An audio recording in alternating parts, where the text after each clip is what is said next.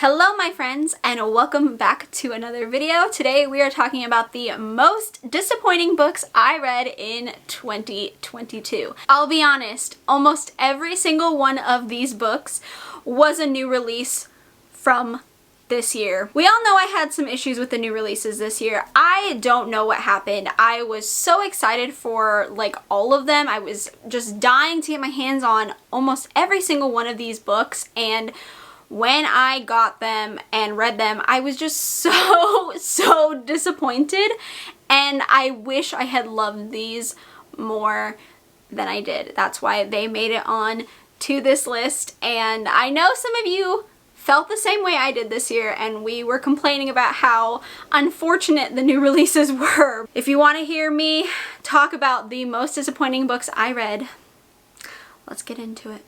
First up, I'll be honest, this book is really a big personal preference. I know for a fact so many people loved this book, but it wasn't what I thought it was going to be when I picked it up. If I had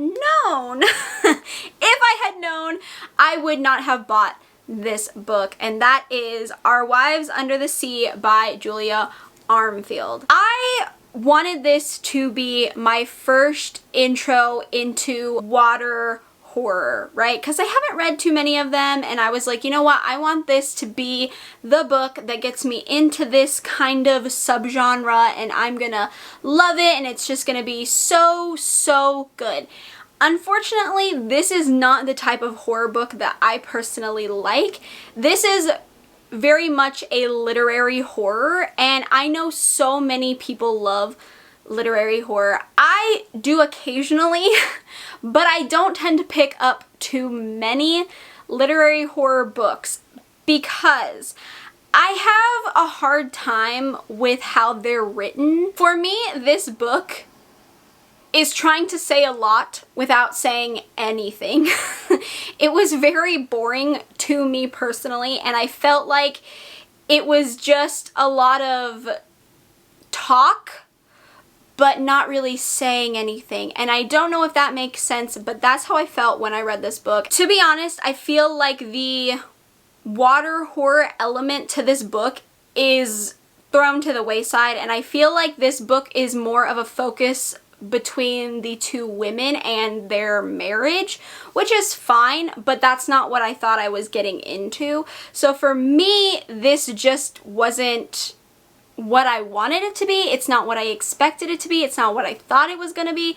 So it was just really disappointing. I know a lot of people are going to love this because a lot of people love literary horror. I think if you enjoy that lyrical format, you like that kind of writing, if you like that kind of type of horror, I think you'll really enjoy this. For me personally, I read for entertainment, and this wasn't very entertaining. So I was very disappointed. This next one is Old Country by Matt Query and Harrison Query. I was actually sent an ARC of this book, and I was so excited because when I read the plot, I was like, this is something I will love. It's about a couple that buy a house, they move in, and they're like, this is gonna be a fresh start, a new start, great. And then they realize that, you know, there's some bad things. There's some bad things, and they are now involved in the middle of the bad stuff. My problem with this is the writing. I think the characters are poorly written. I think they're very flat. I think the main male character is a walking red flag. He was very weird. He did some really like weird things, like his behavior, and I understand that it was kind of part of his character, but honestly, like, I did not like the way he was written, and I just was like, this man, there are some issues with him, and I really just didn't care about anyone. I did not care about these people. I didn't care if they died. I only cared about the dog. I read the whole book to make sure that the dog lived in the end because that's all I really cared about, and I just hate that. Like, I understand when books make characters unlikable, and that's totally fine, but when you absolutely do not care about any character, like negatively or positively, it's just so unfortunate. It feels like you're wasting your time because you don't really care what happens to any of them. The idea of this book is really cool. I do like it. I like the idea. However, I think it's too long. This is way, way too long of a book. I think it should have been a novella. I think the point and the plot would have done better in a shorter format, because it starts dragging and honestly it gets really boring, and I just really didn't care. And I'm so sad because I was really, really, really excited about this one, but it was just a huge disappointment for me. Coming on up next is The Witch in the Well by Camilla Bruce. I just recently read this one, so you probably heard me talk about it recently in a wrap-up, but I was just disappointed because the plot of this book sounds like it's going to be this fun, witchy story, right? Like two friends, well, they used to be friends and now they're not. They're both like looking into this urban legend about this witch, and it starts like both of them on the hunt to find out what really happened. Now, that sounds good in theory, but this book is more of a drama between the two ex-friends. All the whole book is just them talking about each other, bad-mouthing each other, and talking about how irritating each other is. Like, that's the whole book, is just them fighting about who owns the right to look into this urban legend and who's right and who's wrong, and it's like about their childhood and about their friendship, and it's just really kind of boring. And I felt kind of led astray about this book because, again, the witchy aspect is so pushed to the wayside that it's not even a main focal point, honestly. Like, yes, they're both researching about this witch story, but the witchiness is just not really there. Again, I wanted something closer to Slewfoot or The Year of the Witching, and this just didn't deliver. Beautiful cover.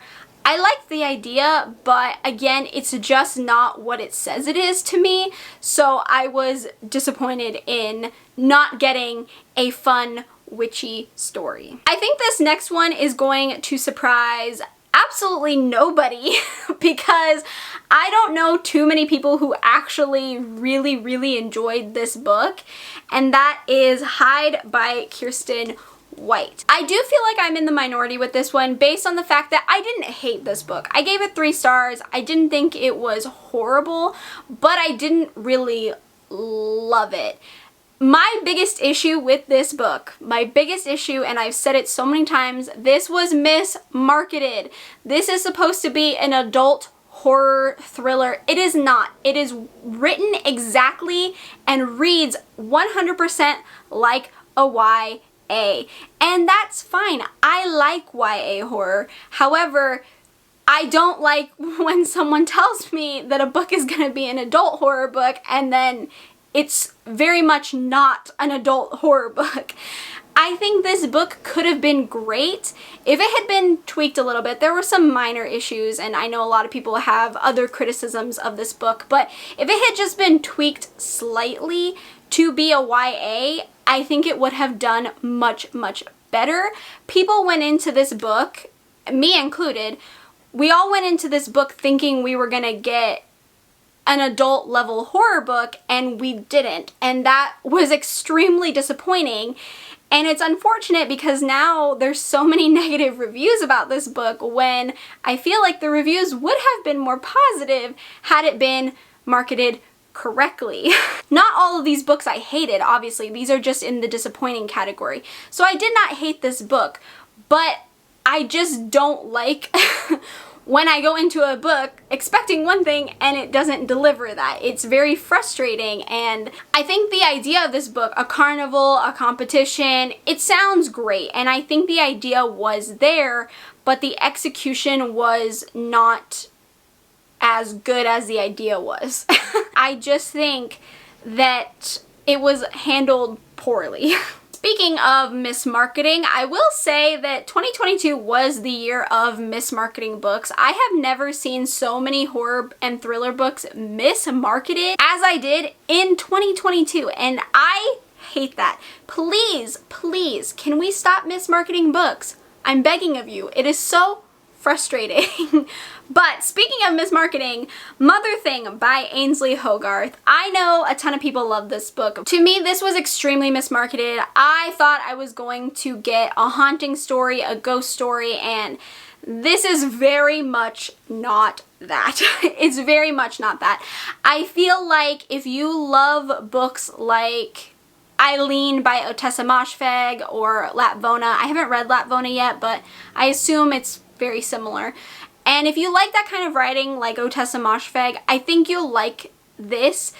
It's not what I expected. It's not what it says it is, and I feel like if the plot had been explained differently, I could have managed my expectations going in, and if I had not been expecting a haunting story or a ghost story, I would have probably enjoyed this a little bit more. I do still think this book is not for me. The writing is not for me. It's very stream of consciousness, and that's not something I enjoy. It's not something I tend to like, just because it's a little hard for me to follow along. It gets a little confusing, and it's just not my kind of writing style. So for me, the writing was not exactly what I love. This is supposed to be funny. I didn't really think that it translated funny very well, and that could just be me. It could just be a me issue. Again, humor is very hard with books because sometimes jokes just don't pop off the page as well as they do when they're being said out loud. So I think humor is very hard to do in books a lot of time, especially mixed with like a horror element. And for me, this just wasn't very funny. I didn't really get it. But again, I think that I expected something completely different with this book, and that the writing didn't really help. So overall, I was just really sad about this book because I wanted it so bad. I wanted to love it. I was sent this by the publishing company, and I was so excited because it was an anticipated release of mine, but it just didn't deliver what it said it was going to deliver, and I was very upset by that. Coming up next is Just Like Home by Sarah Gailey. This book is the definition for me of an ending can ruin a book. And this is because I actually enjoyed like 80% of this book. I really liked the writing. I thought the writing was really pretty. I liked the plot. I liked the idea. I liked where it was going. I liked almost everything about this book. However, I think this book tried to do too much, and that is that it had way too many tropes involved. I feel like this book was attempting to kind of shove in a lot of tropes because of the story that it was telling, and I do love the story that this book was trying to tell. I think that it was a very nice message. I get it. I liked it. I was there for it until the ending, because I feel like because there were so many tropes, it was hard to tie them all back around to make it full circle. And because of that, the ending felt a little half done. It just didn't feel complete, I guess.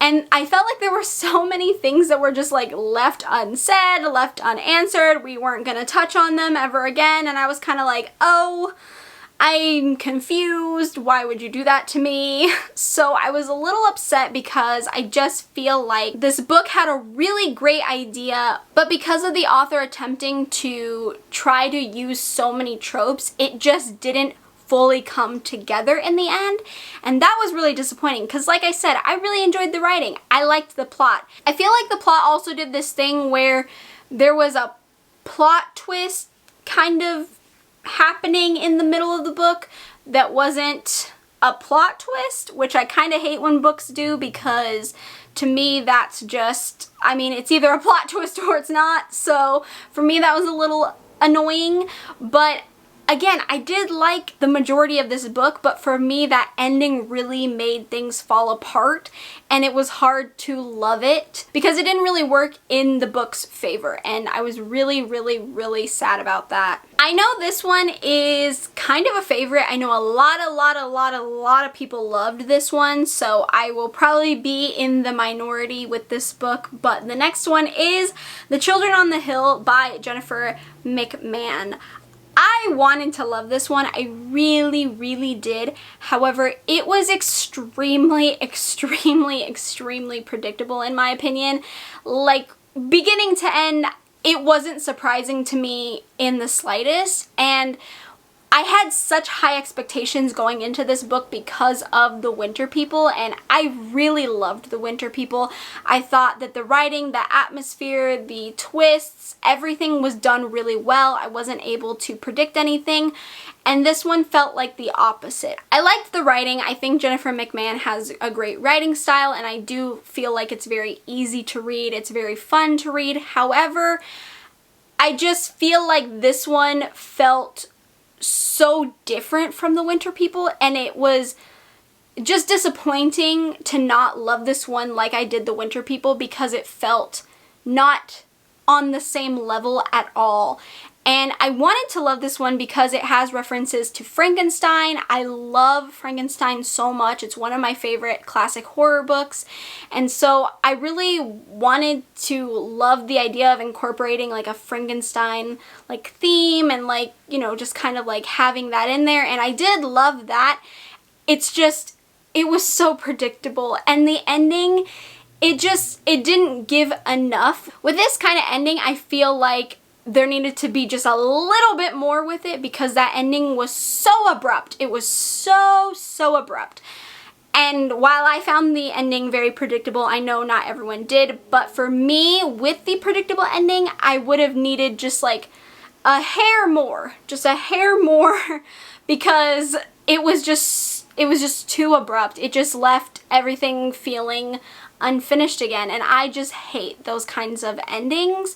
So for me, this was just super disappointing because I loved the Winter People so much. The next and the last one on this list is The Death of Jane Lawrence by Caitlin Starling. So I don't actually have my physical copy anymore because I have unhauled this book, and I'll be honest, this probably could have been less disappointing for me because I remember everyone being upset by this book. I remember when I first bought it, I hadn't read it yet, and everyone started reviewing it, and then the reviews were not good. So I left it on my shelves because I was very scared to read it because everyone started hating it. So I was like, oh no, I'm gonna hate it too. What do I do?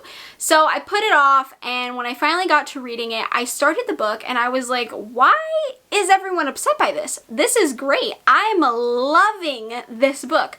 The first half of this book is so good. It has romance in it. I liked the chemistry between the characters. I liked where I thought the plot was going. And then we get to the second half of the book, and it takes this weird turn. It becomes very fever dream like. It becomes very hard to follow, and I swear by the end of the book I had no idea what happened. I still don't really think I know what happened at the end of that book. Like, I'm still like, I don't know.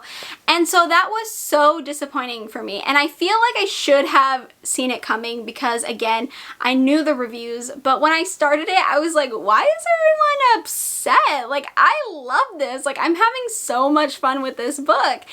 And then the second half happened, and I came to the realization on why people were reviewing it so poorly, because the second half of this book ruined it, and it was so sad for me because, like I said, it had such a strong start, and I wish this book had followed where the first half was going. Like, I wish it had just followed through with what it was doing, because I really thought it was gonna be like a new favorite, but instead it just left me feeling really disappointed and really sad. Alright, my friends, those are the most disappointing books I read in 2022. I don't have too many of them.